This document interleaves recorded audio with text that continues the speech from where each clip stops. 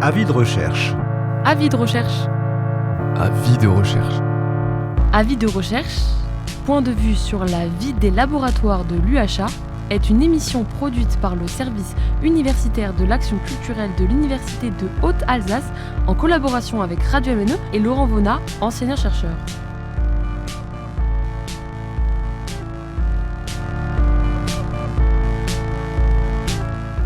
Avis de recherche, une émission de Carole Écoffé. Bonjour et bienvenue dans cette nouvelle émission Avis de recherche, émission consacrée à la recherche à l'UHA.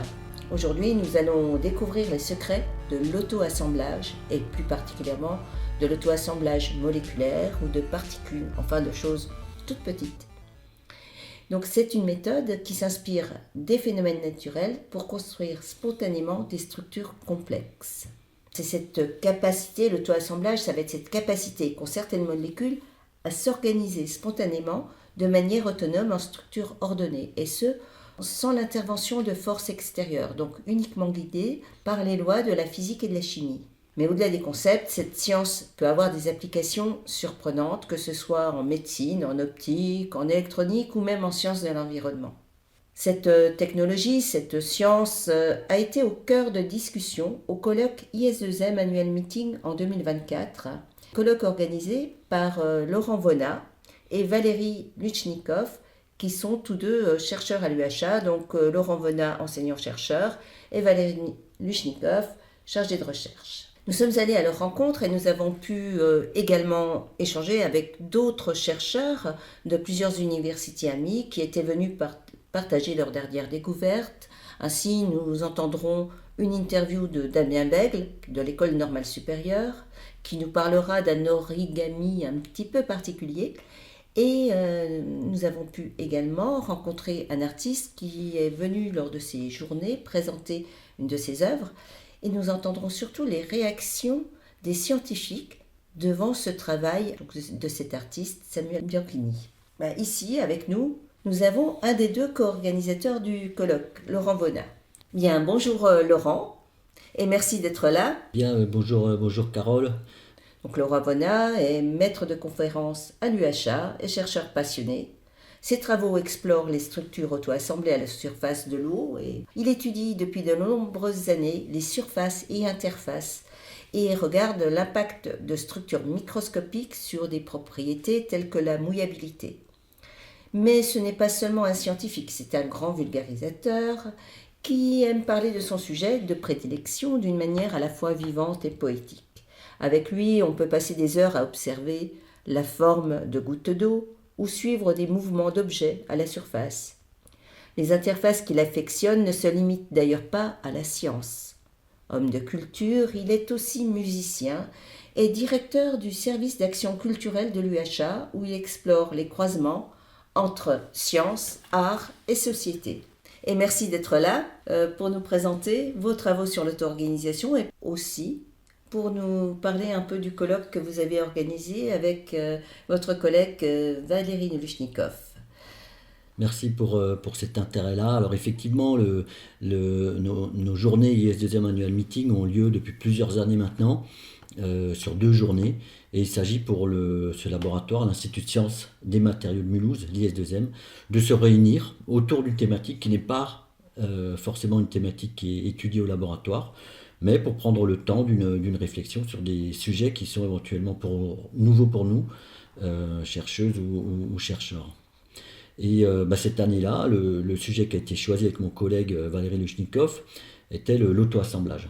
L'auto-assemblage, pourquoi ? Parce que l'auto-assemblage, on le retrouve dans différents domaines. Donc potentiellement un domaine d'intérêt pour nos collègues chercheuses et chercheurs. Et c'est pourquoi nous avons construit ce programme-là sur 2 journées avec, comme vous l'avez dit, l'intervention d'un artiste, comme nous le faisons tous les ans lors de ce colloque. Oui, ça fait partie vraiment des spécificités de ces rencontres. Depuis la première édition, il y a toujours eu un artiste invité. Effectivement, l'artiste invité qui, au même titre que la personne qui présente lors de ce colloque, prend 15 à 20 minutes pour présenter son travail devant les chercheurs. Et de plus, l'œuvre présentée dans le cadre du colloque sert comme visuel de l'affiche du colloque.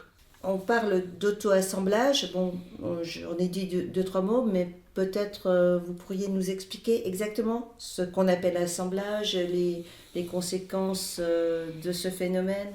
Oui, alors effectivement, l'assemblage, comme on l'entend nous, peut-être à la différence de l'organisation, auto-assemblage versus auto-organisation, nous l'entendions en termes d'objets simples. C'est-à-dire pas l'organisation de sociétés ou de fourmis, par exemple, qui peuvent être des systèmes, on va dire, auto-organisés. Non, l'objet de ce colloque était vraiment de nous, quand même, s'intéresser à des objets qui nous concernent au laboratoire, des molécules jusqu'aux objets éventuellement microscopiques en passant par les nanoparticules. L'auto-assemblage se dit tout finalement, le mot dit tout, c'est-à-dire que l'idée c'est d'assembler ces objets-là, donc comme dit des molécules, éventuellement des molécules même fonctionnelles au niveau biologique, des protéines, des brins d'ADN, des nanoparticules ou des microparticules même, des micro-objets, mais via une force qui est contenue dans cet objet-là. L'idée c'est de ne pas appliquer, éventuellement de ne pas appliquer une force extérieure, mais de laisser le système désordonné dans un premier temps, s'organiser. Voilà. Donc, contrairement, par exemple, on n'applique pas de champ électrique pour les aligner, on n'applique pas de champ magnétique. Dans un premier temps, non. D'accord. Mais le système peut être stimulé également par une force extérieure, quoi. Donc là, il y a un débat sur l'auto-assemblage pur, on va dire. Ici, dans le cadre de ce colloque, on a limité l'auto-assemblage donc à ces objets simples, mais également à des forces qui sont contenues par ces objets-là. Alors les forces, elles peuvent être multiples en fonction de la taille de l'objet, peuvent être des interactions qui sont communes, peut-être même pour nos auditeurs, des interactions coulombiennes, de charge, des interactions de Van der Waals ou autres, quoi. Mais l'idée, c'est que l'objet lui-même porte l'origine de cette interaction-là. Donc il n'y a pas d'ajout, il n'y a pas de... Dans une première approche, non. Okay. C'est l'objet qui contient ou qui crée la force d'interaction. Et donc ces phénomènes sont très répandus dans la nature, on les retrouve spontanément. Oui, on les retrouve dans la nature. Moi, dans le cadre de ce colloque, j'ai présenté donc une petite présentation sur l'auto-assemblage qui était précisément stimulé par les forces capillaires. Donc les forces capillaires, pour moi, c'est ce qui explique que l'eau remonte le long des parois, mais... Ouais, c'est ça, c'est-à-dire que donc la force capillaire qui forme finalement le ménisque, peut-être que ça parle aussi, voilà. Le ménisque, ou l'ascension spontanée de liquide dans un tube capillaire, par exemple de verre. Et même pour faire monter l'eau dans les arbres, dans les plantes. Oui, dans une certaine mesure aussi. Les cheveux qui peuvent rester collés les uns aux autres via des ponts capillaires. Effectivement. Des cheveux mouillés. Ça, c'est des forces que tout à chacun peut expérimenter à tout moment, quoi. Et si on reprend l'exemple du capillaire, l'idée c'est d'imaginer un capillaire qui est souple, quoi. Et si on a un capillaire qui est souple, on peut imaginer, même produire un collapse du tube via ces forces-là. C'est-à-dire que les forces peuvent être telles que le tube, s'il n'est pas en verre, s'il a une flexibilité, une déformabilité, qui peut être induite par les forces capillaires, on peut assister à un collapse, un écrasement du tube via ces forces capillaires-là. D'accord. Et donc l'idée c'est de détacher les cheveux qui tiennent via ces ponts capillaires en y posant une goutte qui va s'étaler le long des cheveux. On essaie de détacher les deux cheveux, mais en réalité ces deux cheveux sont maintenus l'un à l'autre par des forces capillaires lorsqu'on essaie de les séparer. Et ces forces-là, elles peuvent exister éventuellement sur des objets flottants. On peut penser à des bulles qui flottent, qui déforment la surface, créent des ménisques et éventuellement interagissent l'une avec l'autre via des interactions capillaires. D'accord, donc j'imagine une surface avec quelques petites bulles. Donc là, on est à une échelle que l'on voit. Moi, on Oui. est même... C'est des objets qui peuvent Oui, être oui. millimétriques, donc il faut faire attention à des contresens. Souvent, quand on... Bon, alors l'idée, c'est d'observer des radeaux, ce qu'on appelle des radeaux, donc des assemblages de bulles. Par exemple, à la surface d'un vin, Mm. d'un D'un vin vin pétillant. pétillant, oui. Voilà. Mm. Donc on connaît bien le train de bulles qui se forme sur un défaut du verre, qui remonte à la surface, ce train de bulles. Et les bulles, alors bon, on va limiter la remarque à des bulles de même taille, hein, parce que si on a des tailles différentes, on peut avoir des effets de poussée d'Archimède. Mais si elles ont un mètre de taille, on va considérer effectivement que ces bulles qui sont mouillées par le liquide déforment la surface. Mhm. Et du moment qu'on a le recouvrement de de deux ménisques formés par des objets qui flottent librement, on peut avoir une interaction qui est une interaction attractive. Et donc, à ce moment-là, les bulles, elles vont pas aller n'importe où, elles vont... Oui, je vois.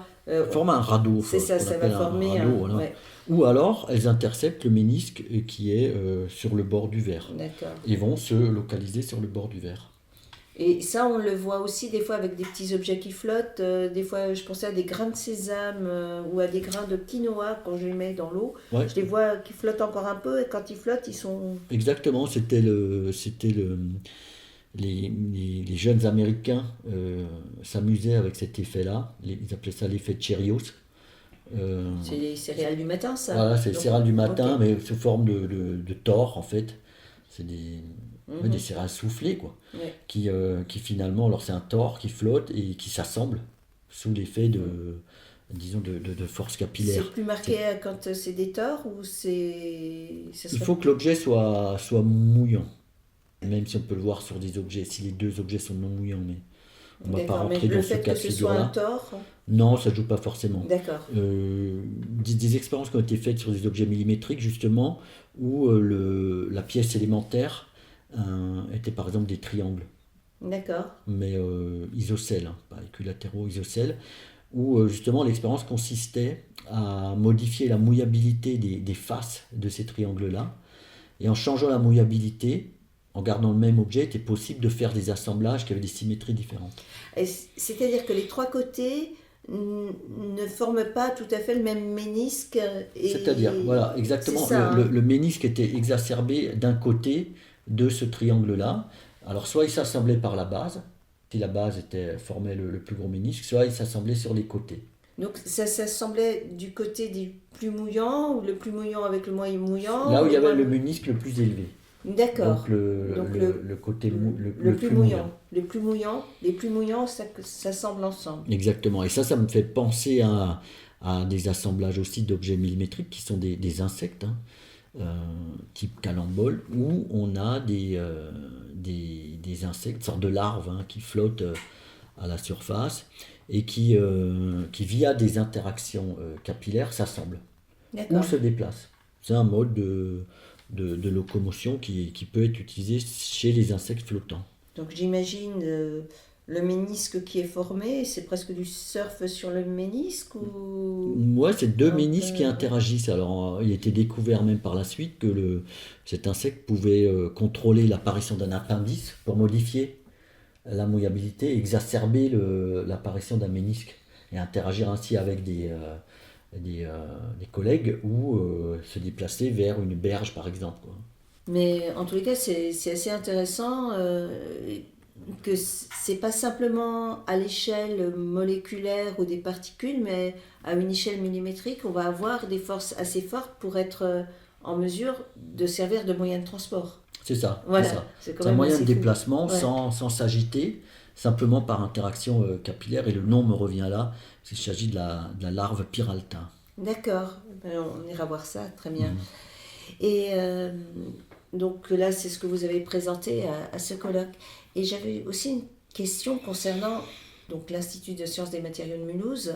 Vous n'êtes pas le seul à avoir présenté des choses à ce colloque. Et comme c'est l'IS2M qui organise, je pense qu'il y a plusieurs personnes qui sont concernées.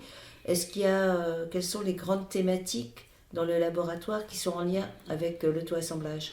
Directement concerné, pas forcément. Mais par contre, les objets à utiliser, oui. Hein, je parlais des nanoparticules. Nous avons des spécialistes qui travaillent sur les nanoparticules, qui les synthétisent, qui les fonctionnalisent. Pareil, même des fois sur des micro-objets, des objets biologiques, des protéines, etc. Toutes choses qui peuvent être concernées par des phénomènes d'auto-assemblage. Mais l'auto-assemblage proprement dit, pas forcément. D'accord. Directement. L'idée, franchement, de ces colloques, c'est d'ouvrir. D'ouvrir sur des thématiques, des concepts qui nous sont nouveaux. Oui, c'est vrai qu'à l'IS2M, on parlait de protéines. Il y a quand même tout un groupe qui travaille aussi sur les molécules du vivant. Donc là, il y a eu... Donc, c'est dans ce cadre-là qu'il y a des personnes qui pouvaient être concernées par l'auto-assemblage de protéines. Oui, en tout cas, ils ont invité, puisque c'est une organisation qui se fait en collaboration avec les responsables d'équipe chez nous, à l'IS2M. Et l'appel a été fait justement de trouver dans leur domaine des collègues qui travaillent avec sur des phénomènes d'auto-assemblage. Comme par exemple en biologie sur l'assemblage de brins d'ADN. D'accord, oui, effectivement c'est intéressant. Je crois qu'on va voir de l'origami même d'ADN. Exactement. Ouais. Et alors concernant l'ensemble du colloque, quand on est organisateur, il y a tout ce qu'on imagine qui va se passer, puis il y a toujours des choses qui nous surprennent, qui créent de nouvelles ouvertures ou des choses auxquelles on n'aurait pas pensé spontanément. Je voulais savoir s'il y avait eu comme ça des anecdotes, des ouvertures un peu originales. Moi je sais que, alors ce colloque, je ne sais pas forcément à l'issue de ce colloque, mais pour les colloques précédents, il y a des collaborations qui sont nées de ces rencontres-là. Quoi, hein. Parce que justement, des domaines qui étaient complémentaires, quoi. Pas forcément redonnant avec ce qui était fait à l'IS2M, mais des choses qui pouvaient être complémentaires. Et des collaborations qui sont nées de ces rencontres-là, quoi. Et dans les thématiques, dans les conférences que vous avez pu écouter, dans les rencontres que vous avez faites, est-ce qu'il y a un domaine que vous connaissiez beaucoup moins ou où vous êtes dit, bah tiens, là on est en train d'avancer, où il y a un pas qui est franchi, où il y a... Oui, voilà. Ayant construit le programme, j'avais déjà une idée, mais alors, je pense que c'est les aspects quand même théoriques qui étaient le plus intéressant, je pense. C'est vraiment les aspects théoriques peut-être, où il y a des concepts qui sont en train ou auxquels nous on ne s'intéresse pas forcément parce que voilà, on n'est pas assez guidé ou. D'accord. Et ça vous allez pouvoir le réutiliser ou au moins savoir à qui vous adresser. Ouais, déjà voilà, avoir le contact, quoi, avoir des éclaircissements, quoi. C'est-à-dire s'éveiller aussi sur l'observation d'un phénomène, quoi. Ça reste quand même. Oui. Pas orienter le regard, je dirais, mais quand même, voilà. Très ça bien. peut nous amener vers un regard un peu renouvelé quand même, quoi, hein, par ces différentes conférences qui, encore une fois, ne sont pas dans notre domaine.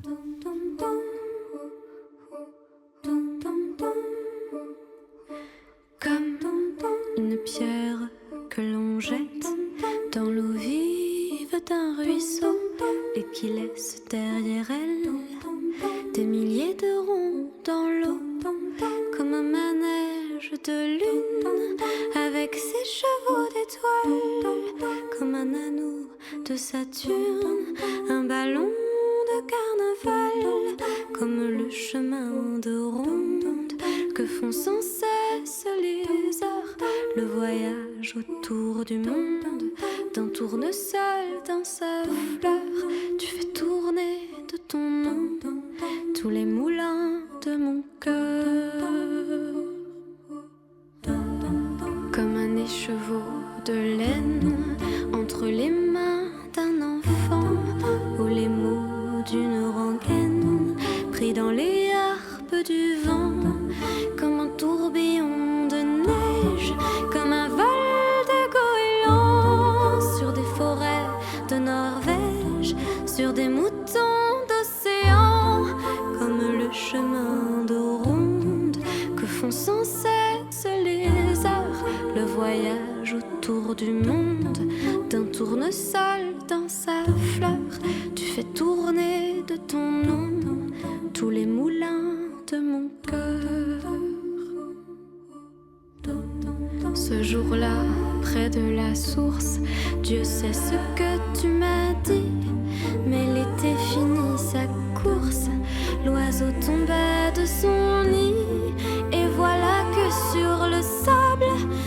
voix s'efface déjà. Et je suis seule à la table qui résonne sous mes doigts, comme un tambourin qui pleure sous les gouttes de la pluie, comme les chansons qui meurent aussitôt qu'on les oublie, et les feuilles de l'automne rencontrent des ciels moins bleus, et ton absence leur donne la couleur de tes cheveux. Une pierre que l'on jette dans l'eau vive d'un ruisseau et qui laisse derrière elle des milliers de ronds dans l'eau. Au vent des 4 saisons, tu fais tourner de ton nom tous les moulins de mon cœur. Et nous venons d'entendre Les Moulins de mon cœur dans une version interprétée par Colline Rio. Nous allons continuer sur cette émission Avis de recherche consacrée à l'auto-organisation. Et nous avons avec nous Damien Bègle, qui est professeur à l'École normale supérieure à Paris, donc autrement dit Normal Sup. Vous dirigez donc une équipe du département de chimie. Vous êtes dans ce que l'on appelle le domaine de la matière molle, dans lequel on va retrouver un peu de chimie, de physique, de biologie. C'est vraiment un domaine à l'interface dans ce qui concerne les matériaux. Et donc vous étudiez atomes, molécules et regardez comment ils se comportent et comment ils vont donner des propriétés un peu particulières à l'échelle plutôt macroscopique. Bien, je pense que là, en venant à un colloque sur l'auto-organisation, vous vous y retrouvez. Ah oui, tout à fait, bonjour. Exactement. C'est à la fois beaucoup de ma recherche est guidée par la curiosité et beaucoup de phénomènes, effectivement, sont résultats de petites entités qui interagissent et aboutissent à des choses qu'on peut observer. C'est ça que j'aime bien aussi, c'est à la fois pouvoir observer et agir. Et donc, c'est un petit peu les deux qu'on essaie de faire. Là, vous nous avez parlé d'un domaine assez intriguant. Vous avez fait de l'origami, mais de l'origami d'ADN. Comment vous allez plier les petites molécules une à une ? Donc, effectivement, on utilise une méthode qui s'appelle la méthode des origamis d'ADN. Contrairement aux origamis japonais, on ne plie pas les molécules, mais on va choisir des molécules qui vont s'assembler de manière spécifique, c'est-à-dire qu'elles vont se reconnaître les unes les autres, à tel point que quand elles vont s'assembler toutes ensemble, elles vont pouvoir faire une forme, une morphologie qu'on a choisie. Et donc on utilise l'ADN parce que l'ADN a cette capacité à contenir de l'information, et donc on peut choisir l'information qu'on met dans ces molécules d'ADN pour qu'elles s'assemblent et fassent la forme que l'on souhaite. Alors effectivement, on a vu des représentations, il y avait des jolis petits visages, des étoiles, de toutes sortes de dessins. Alors, mais vous les créez comment ? Enfin, comment on passe de cet imaginaire de petites formes à une forme de programmation de l'ADN, enfin... Oui. En fait, c'est finalement assez simple, hein. C'est un petit peu comme des Lego. Vous voyez, on voit bien comment fonctionnent les Lego. On a des petites briques qu'on assemble les unes avec les autres. Dans un Lego, on va suivre un plan. Donc c'est l'enfant ou l'adulte qui va suivre le plan et faire que les Lego vont aller à la bonne place. Là, l'idée, c'est que le système le fasse tout seul. Et donc, cette information, elle est dans chacune de ces petites briques. Donc, chaque petite brique possède l'information où elle doit se situer. Et c'est là qu'on utilise l'ADN. On sait que l'ADN est le support de notre information génétique. Et donc, nous, on l'utilise pour avoir une information d'organisation. Avis de recherche. Avis de recherche. Avis de recherche. Oui, alors on a des outils informatiques qui nous aident à faire cela. Par exemple, imaginez qu'on veut faire un vélo. On va partir de la forme du vélo. Et sur cette forme de vélo, on va positionner en fait, nos petites briques pour qu'elles fassent un vélo. Et ensuite, chaque position en fait, va être une localisation. Hein. Par exemple, cette petite brique-là, elle va devoir être en haut à droite et celle-ci en bas à gauche. Et en fait, c'est comme ça, c'est vraiment comme ça qu'on fait. On part de la forme finale que l'on veut souhaiter, on la dessine, ça nous donne des positions précises, et ces positions, elles vont être, on va émettre l'information grâce en prenant ce qu'on appelle une séquence précise de l'ADN, et donc l'ADN saura où il doit se passer tout seul. D'accord. Et vous m'expliquiez, il y a toute une communauté internationale qui travaille sur ces sujets-là et qui échange beaucoup sur ce qui marche, sur des... Oui, en fait, l'idée vraiment originale a été proposée par un chercheur qui s'appelait Ned Zeeman, qui est décédé malheureusement il y a 2 ans environ, qui était tout seul au début à avoir ces idées dans les années 80. Il avait ce métier de cristallographe, c'est-à-dire qu'il essayait de cristalliser des objets pour en comprendre la structure. C'est ce que font maintenant tous les biologistes, etc., les chimistes pour comprendre les médicaments, les protéines. Mais le problème, c'est que c'est un domaine très très empirique. On sait caractériser ces cristaux, mais pour les fabriquer, c'est très empirique, c'est très très long parfois. Ça peut prendre 10 ans pour obtenir un cristal. Et il était assez frustré par ça, et donc il a imaginé à l'époque que ça serait bien d'avoir une méthode où on pourrait positionner les objets pour qu'ils cristallisent tout seuls.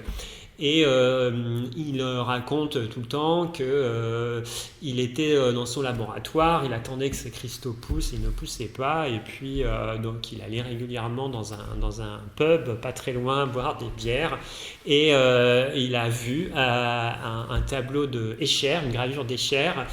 Donc vous savez, c'est ce graveur qui a fait ces gravures où on voit des escaliers qui montent à l'infini, où on voit des mains qui se dessinent l'une à l'autre.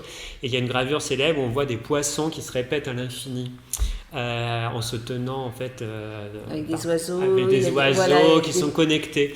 Et donc il a eu cette idée, en voyant ce tableau, de se dire faudrait qu'on programme les objets pour qu'ils soient connectés comme ça dans l'espace. Et il a eu l'idée de prendre l'ADN.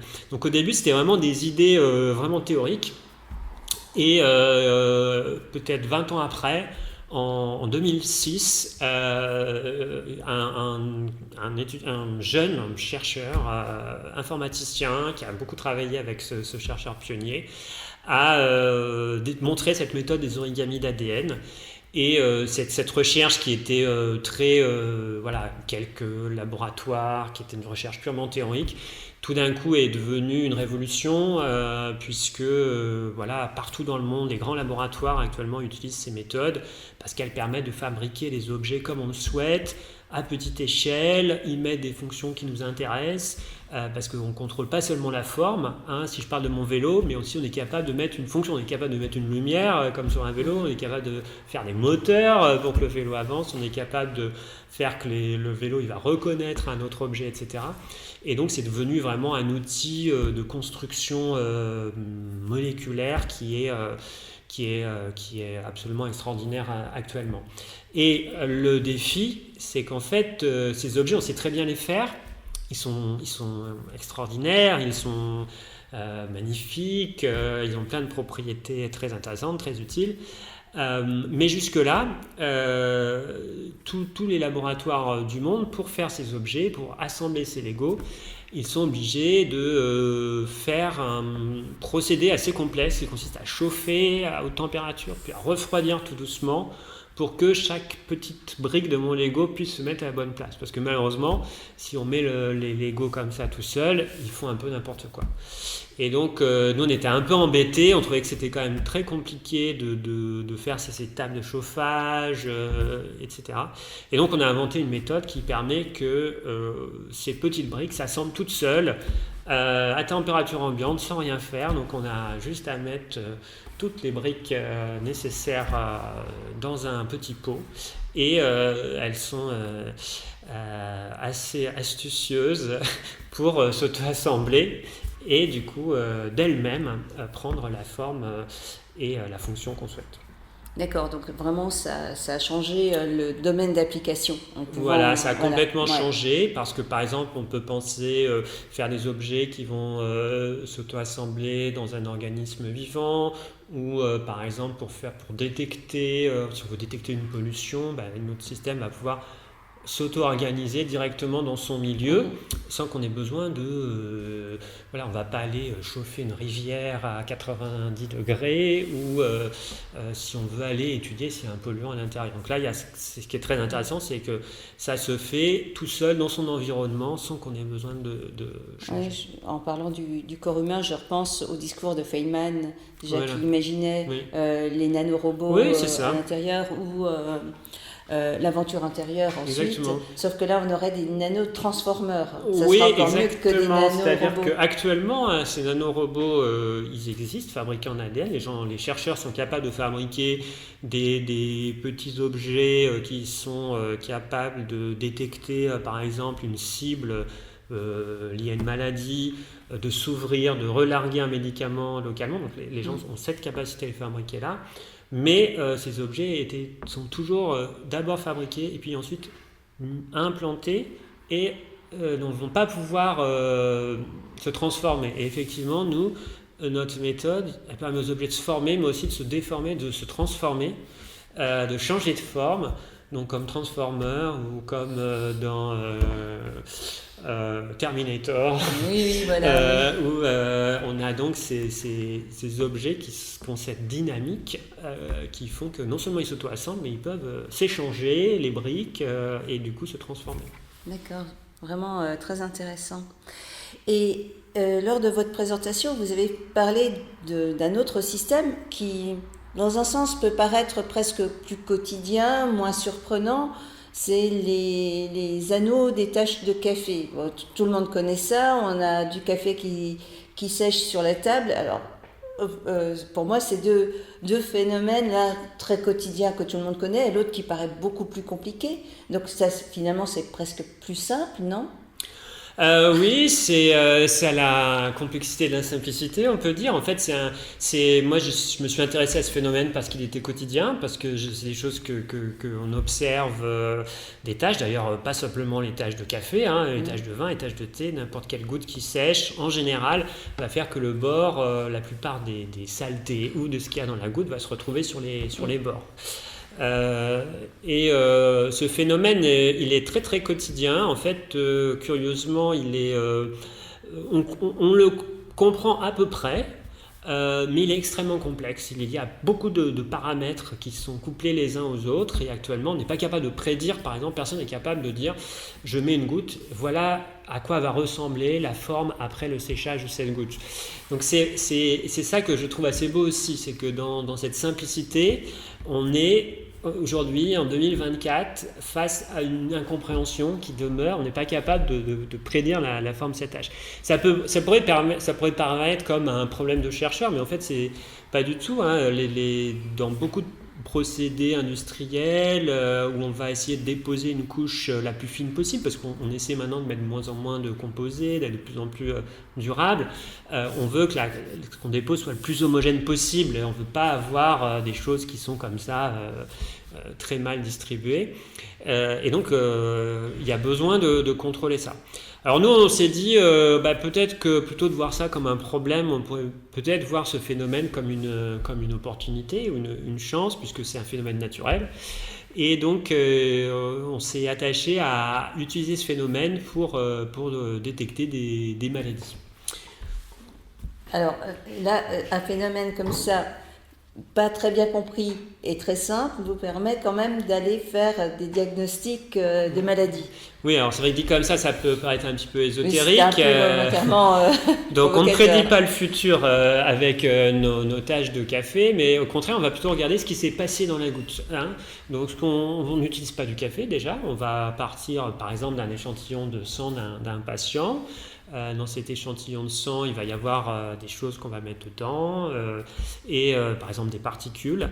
Et on va observer le motif qui va être formé lorsque cette goutte va sécher.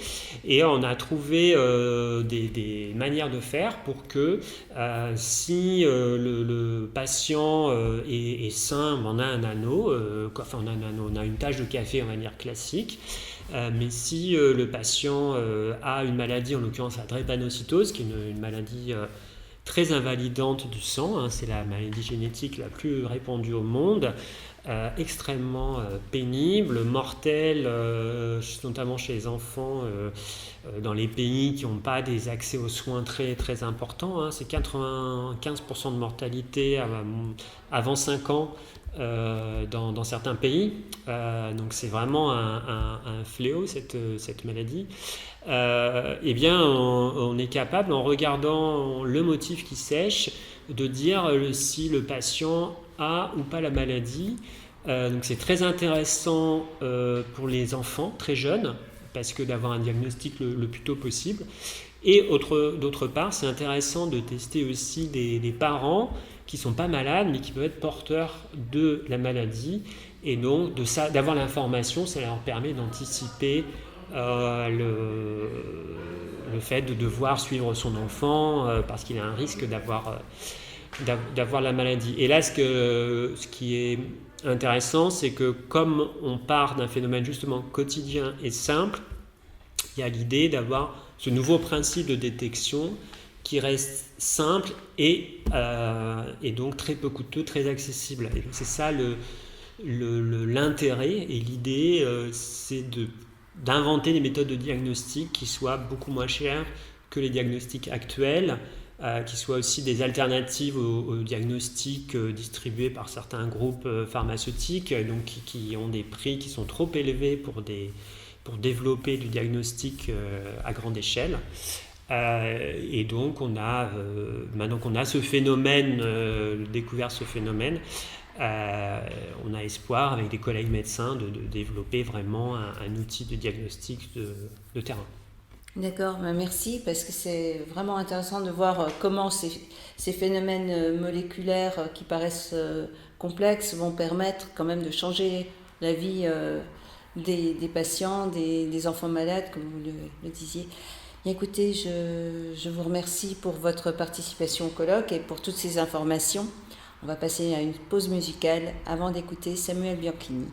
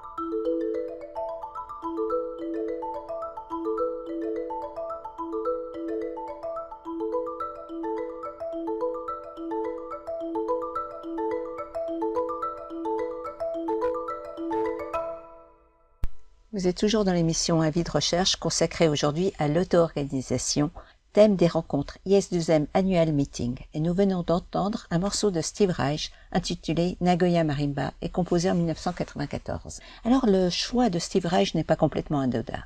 En effet, à la fin des années 60, ce compositeur minimaliste a développé une méthode de composition basée sur le déphasage. Cette technique consiste à faire jouer le même motif musical par plusieurs instruments ou enregistrements, mais avec un très léger décalage temporel. Au fil du temps, ce décalage peut créer des motifs sonores qui vont se superposer et se transformer progressivement. Une de ses œuvres emblématiques qui utilise cette technique est Drumming, où des percussions similaires sont jouées en phase, puis progressivement désynchronisées. C'est en quelque sorte de l'auto-organisation sonore et musicale. Alors, ce qui m'a semblé également intéressant, c'est que lors du colloque dans la salle dédiée à la pause café, les participants ont eu l'occasion d'entendre un son finalement assez similaire à celui des marimbas. Et ce son provenait d'une œuvre de Samuel Bianchini. Donc, une des caractéristiques des rencontres de l'IS2M, c'est de donner chaque année la possibilité à un artiste de présenter une œuvre en lien avec la thématique du colloque. Et cette année, la pièce présentée est Hors cadre, c'est son titre, de Samuel Bianchini. Donc Samuel Bianchini est artiste, enseignant-chercheur à l'ENSAD Lab, qui est le laboratoire de recherche en art de l'École nationale supérieure des arts décoratifs. Alors, cette œuvre se compose d'un cadre qui normalement devrait encadrer un tableau. Mais ici, le cadre est vide. Cependant, régulièrement, le cadre se met à bouger, parfois légèrement, mais d'autres fois il tressaute, et ces mouvements font qu'il va aller heurter, parfois violemment, la simèse contre laquelle il est accroché. On entend donc des coups, comme du bois lourd qui vient heurter le mur. Et ces bruits n'ont pas manqué de susciter la curiosité des scientifiques présents. Il y a toujours ça, c'est-à-dire il y a toujours l'ambition de trouver des chemins pour aller vers quelque chose qui serait un peu différent. Plusieurs équations différentielles finalement, et du coup ça on va vers le chaotique parce qu'il y a trop de paramètres. C'est du désordre organisé. Comme la météo tout bêtement, enfin voilà. Où en fait on a tellement un petit paramètre qui modifie, donc là la température haute, ça va du coup d'aller vers. Après ce qui est intéressant c'est de voir si les causalités sont uniquement internes au système ou si elles sont aussi externes. On l'a monté un peu différemment des dernières fois et du coup il est un peu plus rigide, il est un peu plus tendu. Régulièrement il va faire plus de pauses parce que les moteurs vont travailler plus et donc du coup et on a réfléchi, on pense que c'est parce qu'on a ajouté une rondelle quelque part. On a remis une rondelle métallique, donc il y a 2 mm en plus sur l'un des angles qui fait que c'est plus serré et du coup ça change son comportement. Et on voit, du coup, c'est intéressant parce que c'est vraiment un truc matériel qui va d'un seul coup venir comme un facteur. Avis de recherche. Avis de recherche. Avis de recherche. Ah justement, c'était une autre question que j'avais. Est-ce que vous avez travaillé avec des gens qui sont dans le domaine plutôt, je sais pas, c'est de la psychologie, enfin dans le domaine-là, le fait qu'on ait de l'empathie, quand on dit de l'empathie, comme les objets que vous avez montrés là, en noir avec vous avez vu le truc, c'est un truc complètement mais au moment où je l'ai dit, je pense que la plupart des gens, ils étaient en train de se dire ouais voilà, non, on a envie de l'aider et tout. Donc, et comment on avait fait ça à la Cité des Arts. Oui, on avait fait un workshop là-dessus avec le Miss Bikit pour faire des objets. Des concours un petit peu, qui est-ce qui préférait Là, c'était des concours, comme on a des concours d'éloquence, là, c'était des concours de comportement en quelque sorte. C'était qui serait capable de faire un robot genre en moins d'une heure en essayant de faire dans sa façon de bouger qu'on pense qu'il puisse être vivant. Et donc c'était l'espèce de concours d'expressivité du mouvement par des robots non anthropomorphes. Et avec notre kit de robotique, donc ça avait plein de gens de différents âges qui faisaient ça. Et c'était très compliqué de trouver un comportement. Ceux qui essayaient d'être très rationnels, qui avaient l'habitude de programmer, souvent ça faisait flop, ça marchait parce pas. Que c'est trop régulier, et puis ça devient vite mécanique, c'est-à-dire que si tu sens que c'est des réactions de cause à effet, que tu peux lire, etc., c'est une affaire qui est assez... Et donc effectivement qui rejoint des problématiques de perception, d'interprétation, et c'est là où au début, quand on a travaillé là-dessus, une des choses qu'on disait, c'est voilà, je regarde un objet, alors il y en a d'autres, hein. Je regarde et je projette dessus une façon d'être de l'objet. Donc on parlait beaucoup de projection. En gros, c'était juste notre affect, notre façon de voir les choses, nous en tant qu'humains qui attribuons des caractéristiques à l'objet. Et quand on est vraiment avec l'ingénieur avec lequel j'ai beaucoup travaillé, mais aussi avec d'autres, en fait, quand vous travaillez vraiment en proximité avec vos moteurs, vous essayez de comprendre comment justement ils réagissent. Et c'est comme ça qu'on en est arrivé à programmer en disant il faut programmer parce qu'on a commencé à casser un moteur. Et alors il y a le coût, mais il y a aussi le mal-être. Un bon ingénieur, il n'aime pas casser des moteurs. Et donc du coup, comment on peut être plus respectueux en se mettant à la place du moteur et en commençant à essayer de ressentir la peine du moteur, quoi, la pénibilité du moteur.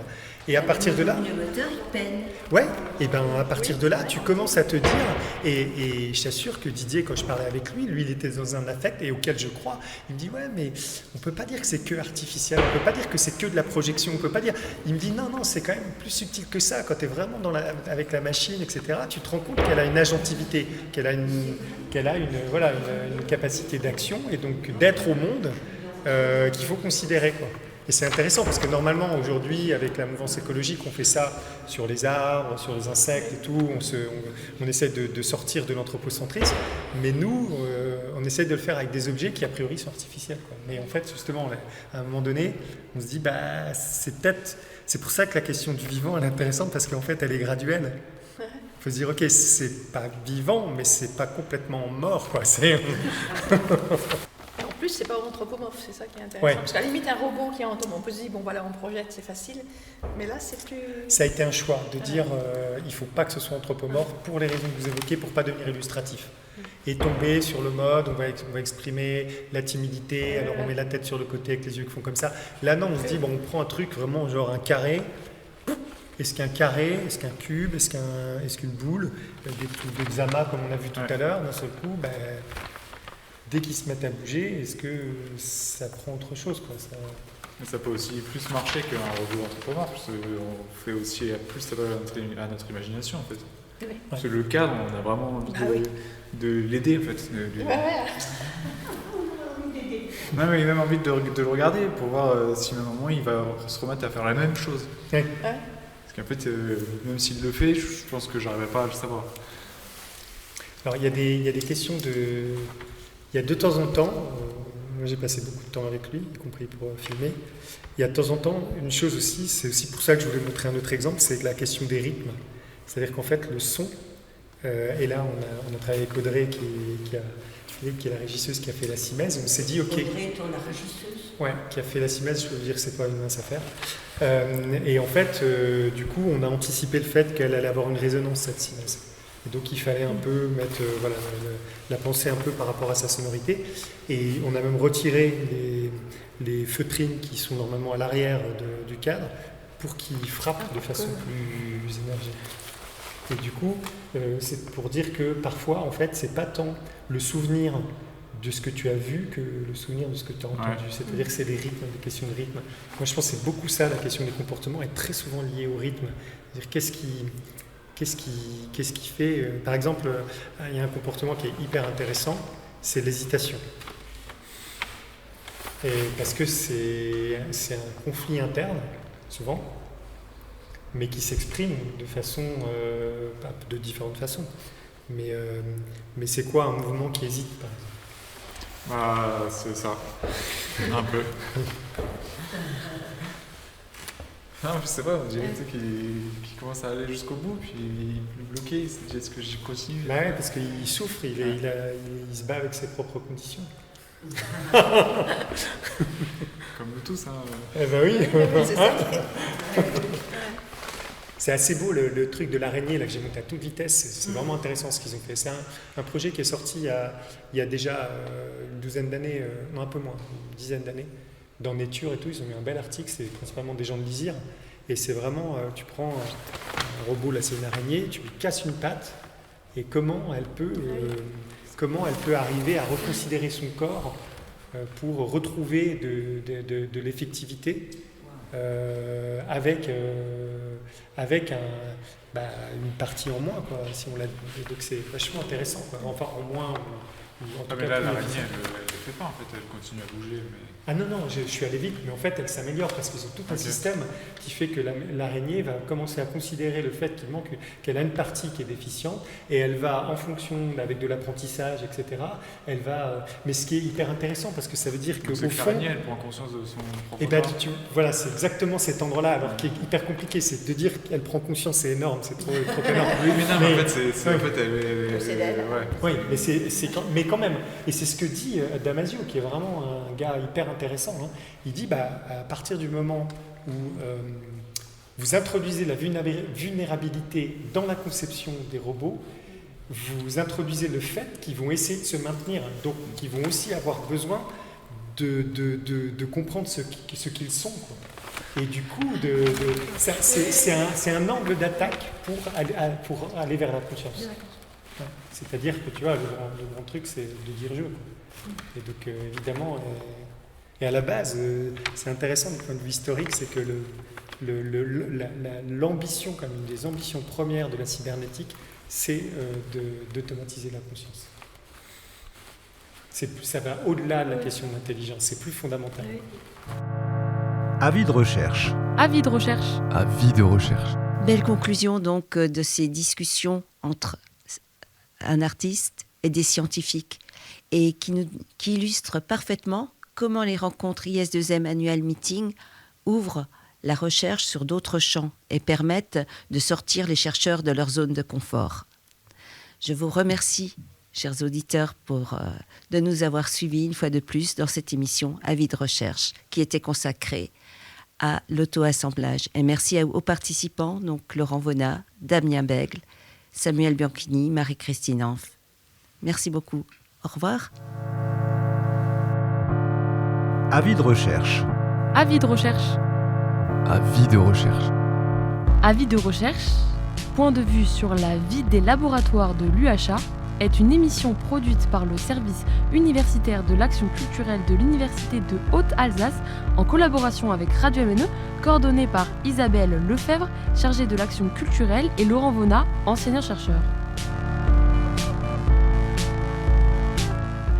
Avis de recherche, une émission de Carole Ecoffé,